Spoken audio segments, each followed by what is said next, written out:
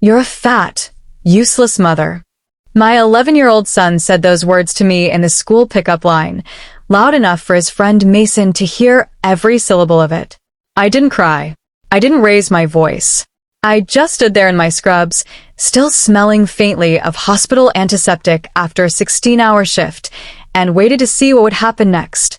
What happened next was that Mason, a skinny, quiet kid who barely said 3 words a week, turned to my son and asked him a single question that made Eli's face go white in front of the entire carpool line. I didn't plan that moment. I couldn't have.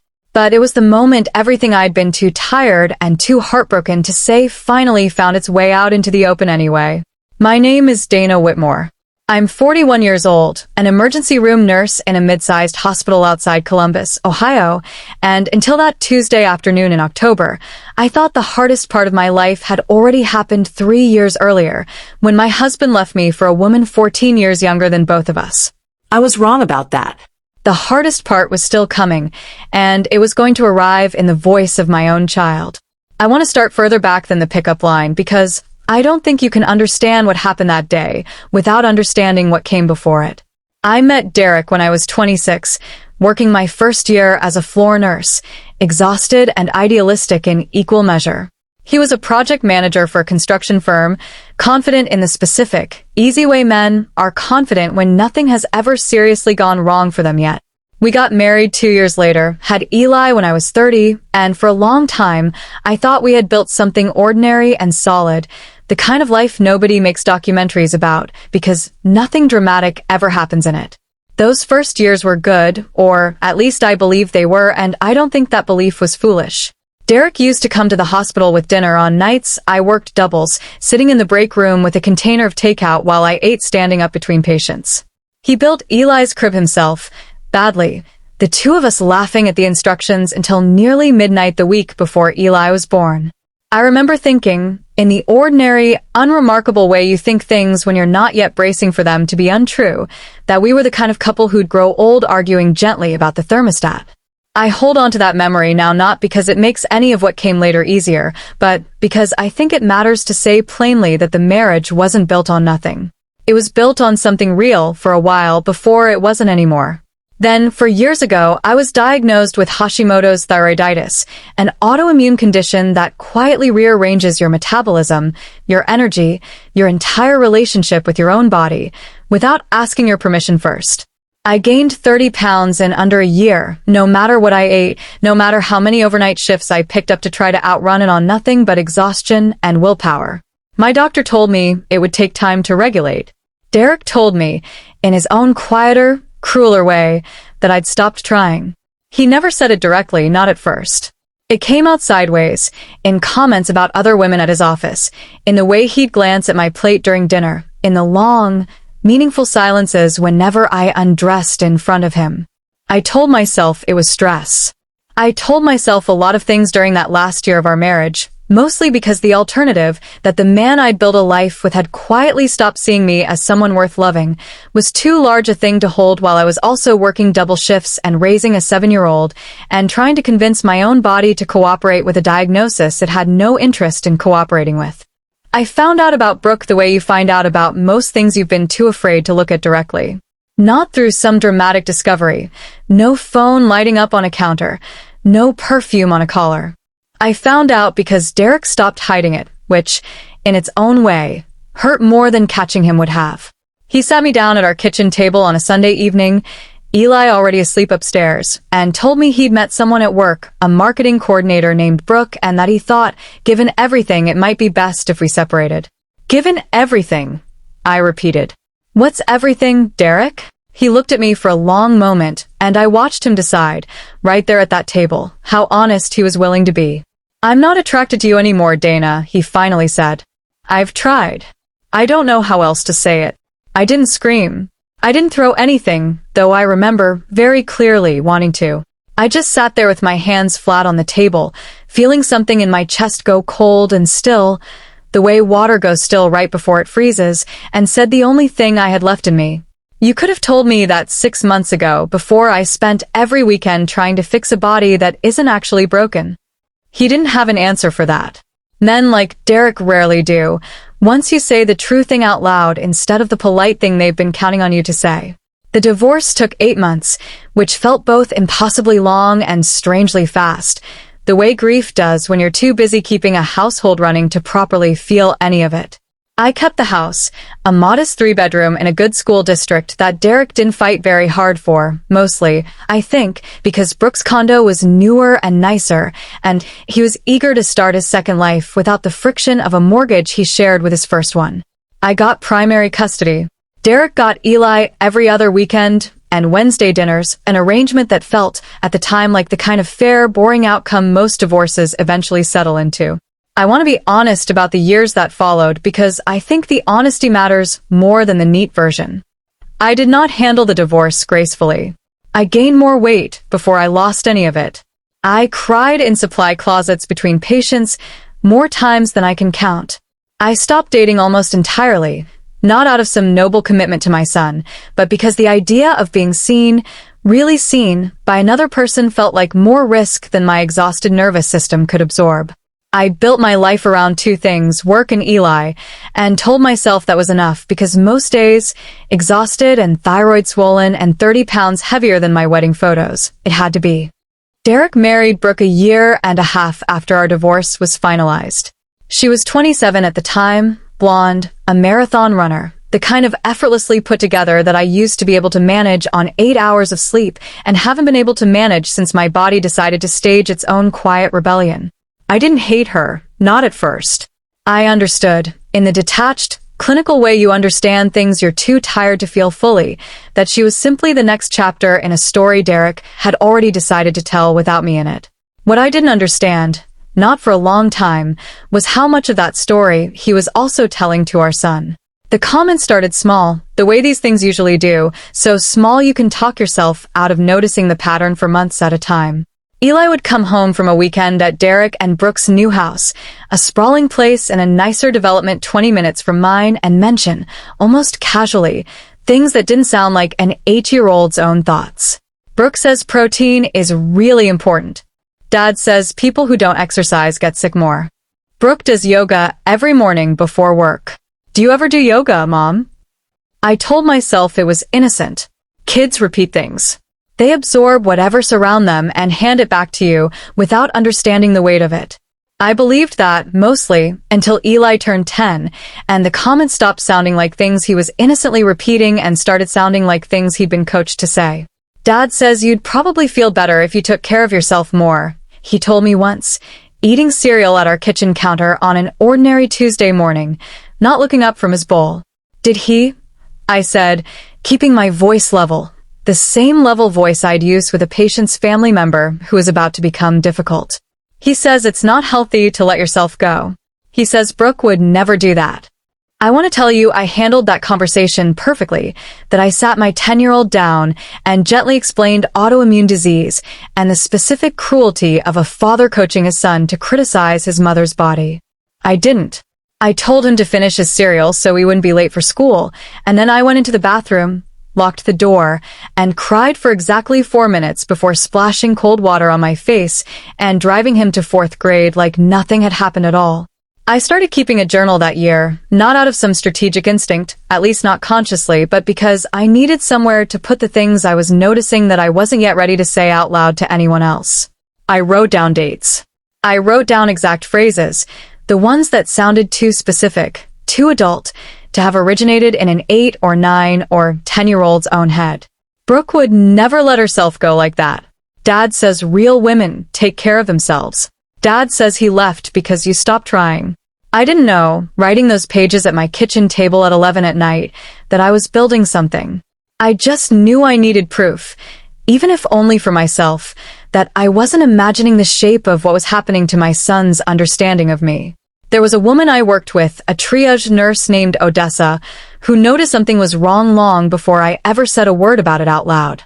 We'd worked adjacent shifts for 6 years by then, the kind of co-worker relationship that becomes a friendship almost by accident, forged in the particular intimacy of holding a crying stranger's hand together at 3 a.m. She caught me once in the break room, staring at my phone after Eli had texted me something about Brooke's new smoothie routine, and she didn't ask what was wrong so much as simply sit down across from me and wait. "You've been somewhere else for months," she finally said when I still hadn't spoken. "Not here. Not really. I see you clock the hours, but you're somewhere else."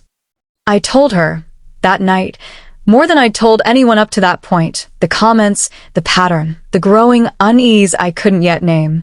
Odessa listened the way good nurses learn to listen, without rushing to fix anything, and when I finished, she said something I've thought about often since. "You're documenting patient behavior changes for a living, Dana. You know what a pattern looks like when you see one. Stop pretending you don't recognize this one just because it's happening in your own kitchen instead of a hospital room." My sister Renee, for years older than me, and the only person in my family who never once tiptoed around a hard truth, was the first person I showed the journal to. She sat at my kitchen table on a Sunday afternoon, reading through 18 months of entries with her jaw getting progressively tighter, and finally set the notebook down and looked at me the way she used to look at me when we were kids, and I'd let some boy talk me into something I already knew was a bad idea. "Dana, this isn't kids repeating things anymore," she said. "This is coaching. This is a man building a case against you through an 11-year-old, and I think you know that, or you wouldn't have 3 years of dates written down." "What am I supposed to do, Renee? Take my ex-husband to court over comments about protein and yoga?" "No," she said. "You're supposed to start documenting it properly, and you're supposed to talk to somebody who knows what parental alienation actually looks like before it gets any further than it already has." I didn't want to hear the phrase parental alienation. It sounded dramatic, the kind of thing you'd see used in a custody battle on television, not in my own quiet, unremarkable life. But Renee wasn't the kind of person who used words she didn't mean, and something about hearing it named finally gave shape to a feeling I'd been carrying, unlabeled, for years. I met with a family therapist named Lauren Cho 3 weeks later, referred by a colleague at the hospital who'd gone through something similar with her own ex-husband. Lauren's office was small and quiet, decorated in the deliberately calm way therapists' offices always seem to be, and she listened to 18 months of my journal entries without a single change in her expression, the way people who've heard a lot of hard things learn to listen. "This is a pattern I see more often than people realize," she said when I finally finished. "A parent who feels threatened by the other parent's continued closeness with the child will sometimes, consciously or not, start recruiting the child as an ally. Comments about your appearance, your worth, your capability as a mother, all of it works the same way. It teaches Eli, slowly, that loyalty to his father requires distance from you. Is he doing it on purpose?" I asked, and I remember how much I needed the answer to be no, needed there to be some innocent explanation that didn't require me to fully reckon with what kind of man I'd spent 9 years married to. "I can't know that for certain," Lauren said gently. "But it doesn't actually matter, for Eli's sake, whether it's deliberate or not. What matters is what it's teaching him, and right now, it's teaching him that his mother's worth is something he's allowed to measure and find lacking." I left that appointment with a folder of resources, a referral to a family law attorney who specialized in custody modifications, and a homework assignment that felt almost impossibly simple and impossibly hard at the same time. Keep documenting, stay calm, and don't let Eli see how much any of it was costing me. I want to say clearly that I tried. For the better part of a year, I tried. I absorbed the comments without visible reaction. I answered Eli's questions about Brooke's workout routines and meal plans with polite, uninflected responses that gave him nothing to report back. I kept my journal. I kept my appointments with Lauren. I told myself that patience and documentation were the responsible path, the mature path, the path that didn't involve dragging my 10-year-old into an ugly custody fight before I had enough evidence to make it worth the damage that fight would do to him. What I didn't account for was how much all of that quiet absorbing was costing me, or how visible that cost would eventually become, whether I wanted it to or not. The Tuesday it finally broke open started ordinarily enough, which is, I've come to understand, how most of the worst days start.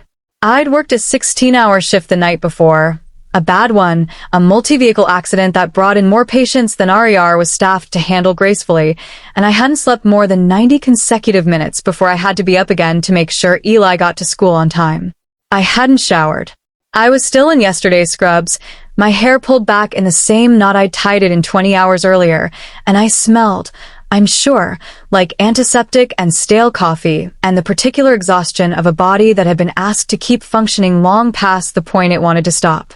I got to the pickup line 4 minutes late, which doesn't sound like much until you understand that in a suburban elementary school carpool line, for minutes is an eternity, an entire silent audience of other parents watching you fumble your way to the front while their own children climb obediently into clean, air-conditioned cars driven by parents who had time to shower that morning.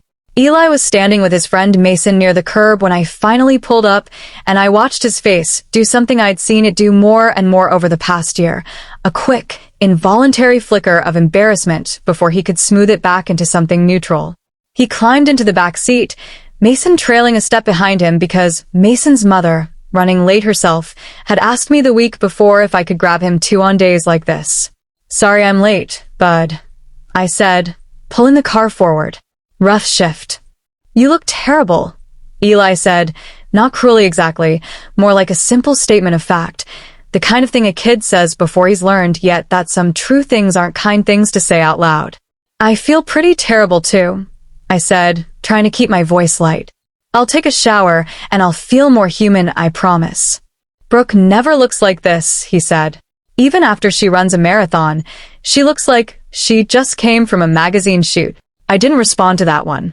I'd learned over the past year that responding only ever seemed to invite more, so I focused on the road and let the silence do what silence usually does, which is nothing because silence only works on people who are actually listening for it. "Dad says it's because you don't try," Eli continued, looking out the window instead of at me.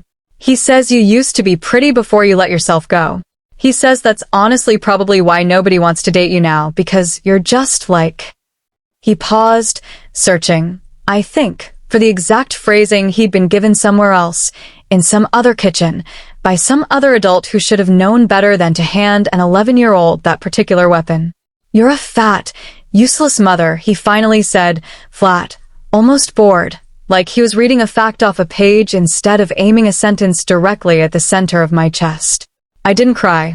I want to be very clear about that because I think it's the part of this story people find hardest to believe, that a person can hear their own child say something like that and not immediately fall apart behind the wheel of a moving car.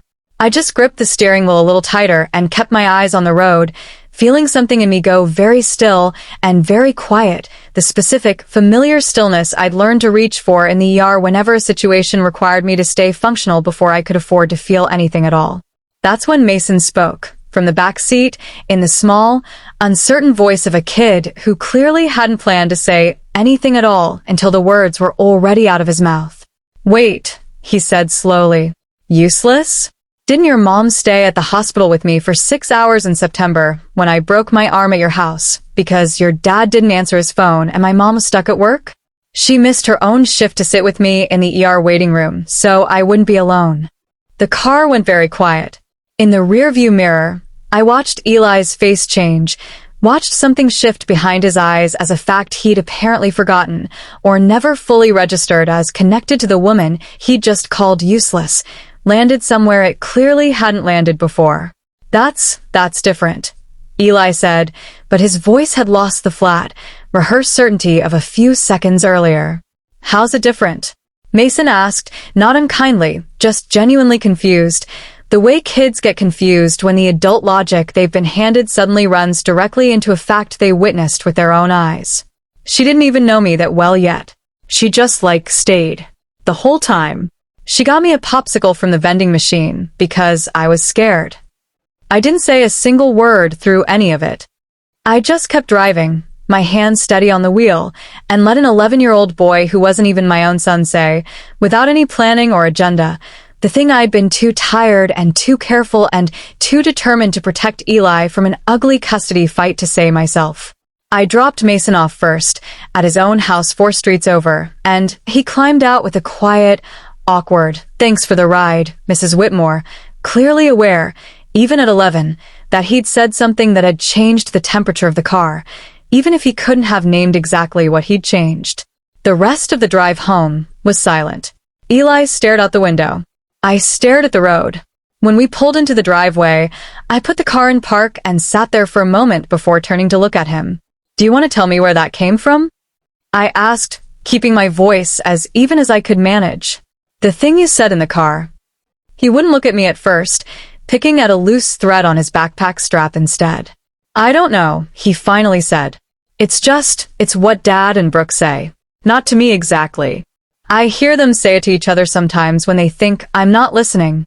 And Dad said, he said if the judge asks me stuff someday about which house I like better, it would help if I could explain why." Something in my chest went cold in a completely different way than it had in the car, a colder, clearer kind of cold.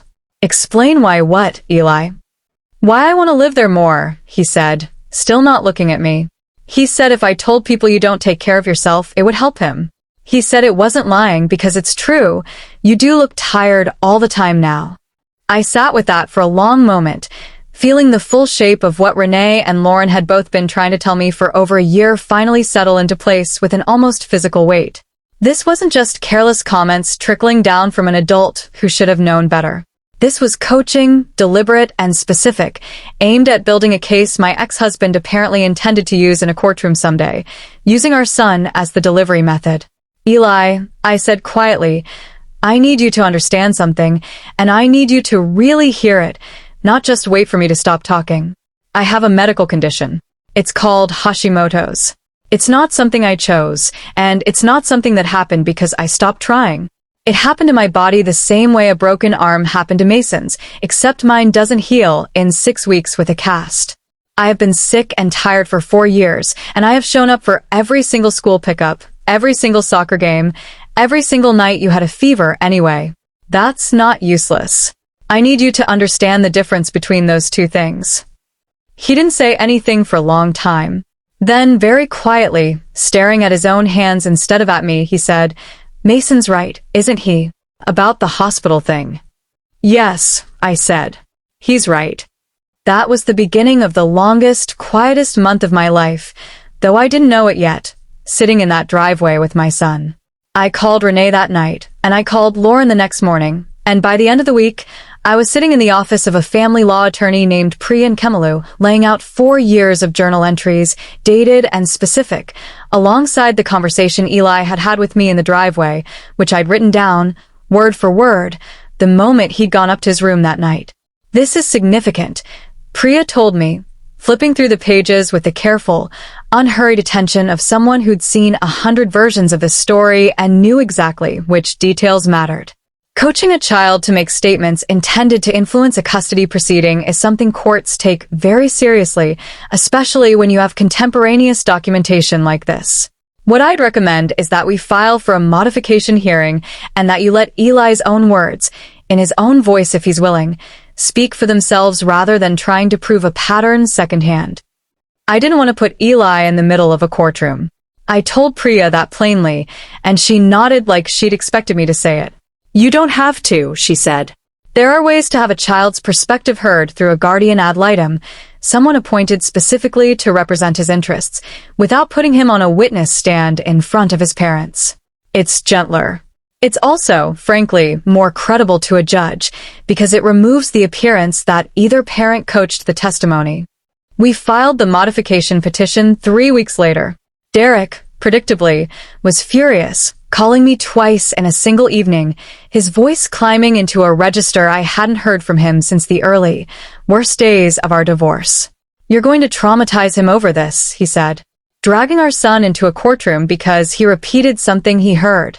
"He didn't just repeat something, Derek," I said, keeping my voice level in the same way I'd learned to keep it level for 4 years of small cruelties dressed up as concern. "He told me you coached him to say it because it would help you in court." I have that conversation written down, the same night it happened. There was a long silence on the other end of the line. "That's not what I meant," he finally said, which is, I've come to understand, the sentence men like Derek reach for whenever the actual shape of what they meant becomes too costly to admit to out loud. He called a second time an hour later, quieter this time, trying a gentler approach the way he'd once tried it at our kitchen table 3 years earlier. "Can we just talk about this like adults, Dana? Before we drag lawyers and judges into something that's really just about 2 parents who see things differently." We are two parents who see things differently, I said.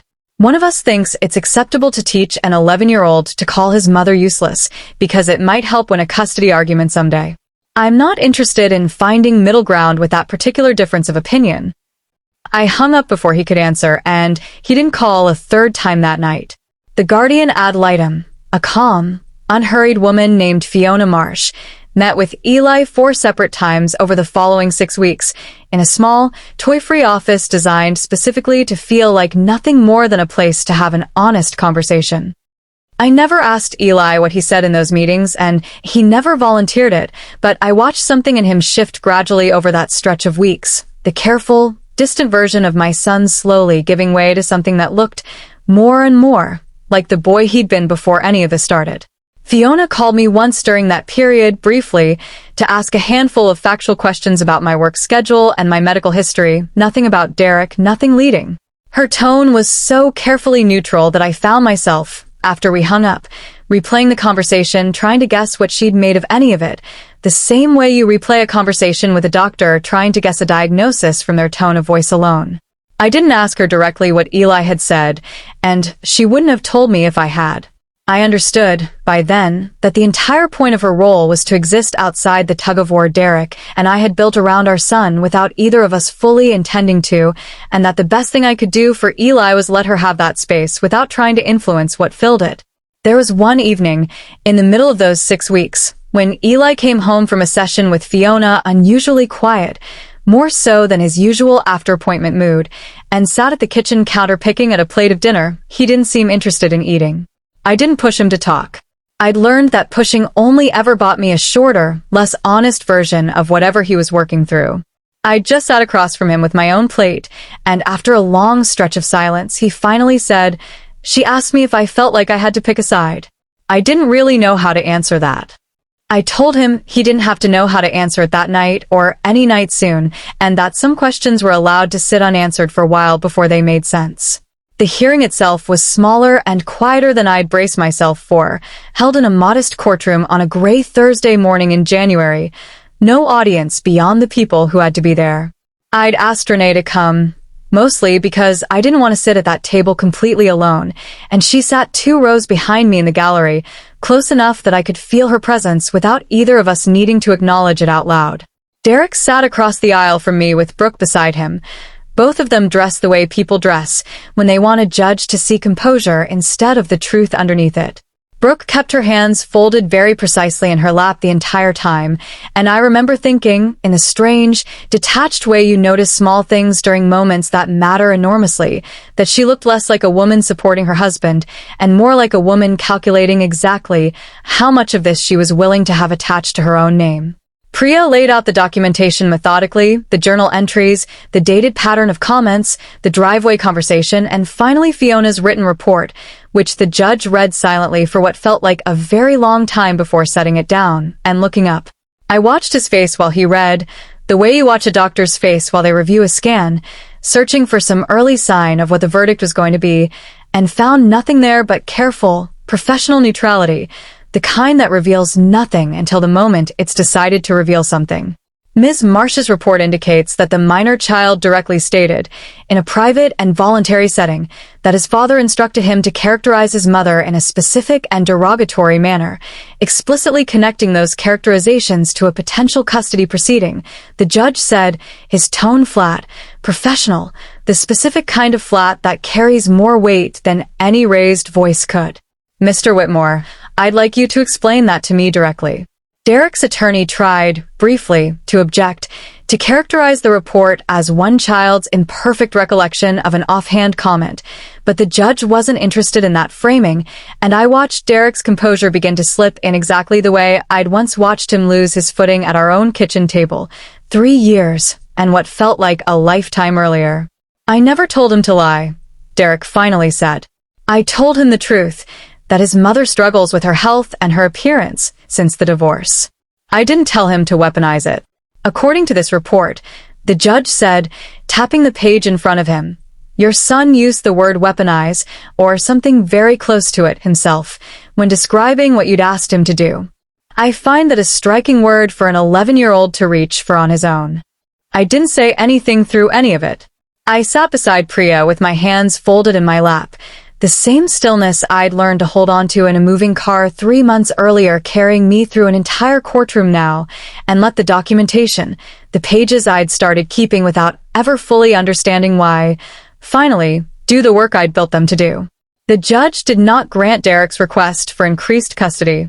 He went further than that, actually modifying the existing arrangement to require any concerns about my parenting to be raised through the court rather than communicated to Eli directly, and ordering Derek into a co-parenting counseling program before any future modification requests would be considered.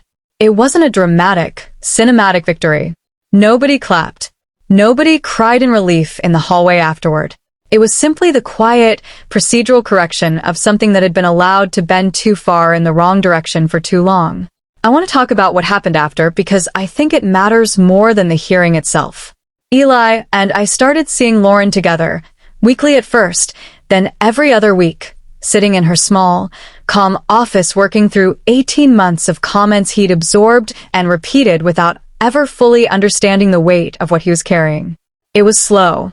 There were sessions where he cried, and sessions where he was angry at me for reasons that had nothing to do with anything I'd actually done, and sessions where he simply sat in silence, working through something he didn't have language for yet. I didn't rush any of it. I'd learned by then that some things heal on their own schedule, and trying to force them faster only teaches a person to hide the parts that are still hurting. One session, about 2 months in, Lauren asked Eli directly what he thought the word useless actually meant, and he sat with the question for a long time before answering. I think I used it because it was the biggest word I had, he finally said.